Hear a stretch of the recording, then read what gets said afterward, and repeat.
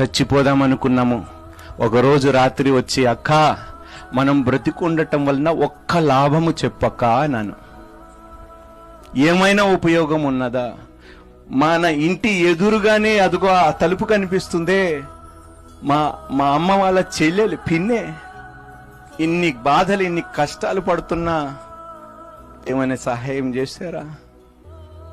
సొంత వాళ్ళే చెయ్యకపోతే ఇంకా పరాయి వాళ్ళు ఎక్కడి నుంచి చేస్తారక్క?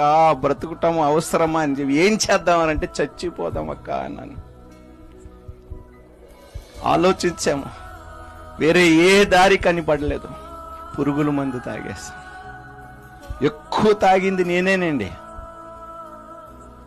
ఎందుకంటే వాళ్ళు పడిన బాధ, నా తల్లిలు ఇద్దరు తల్లులు ఇంత బాధపడుతుంటే మగాడినై ఉండి నేను ఏమి చెయ్యలేకపోతున్నానే చేతకనమని చూసి నేను ఇంకా కృంగిపోయేవాడిని. మా అరుపులు, కడుపులు, పేగులంతా మండిపోయి అరుస్తూ ఉంటే తలుపులు పగలగొట్టి మమ్మల్ని హాస్పిటల్కి తరలించారండి.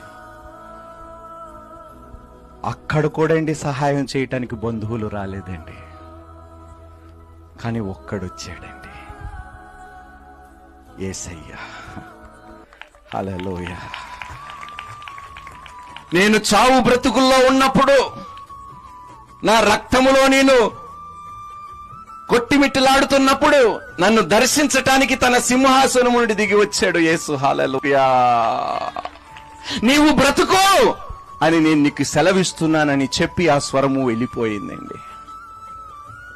చాలా రోజులు స్పృహ లేదు.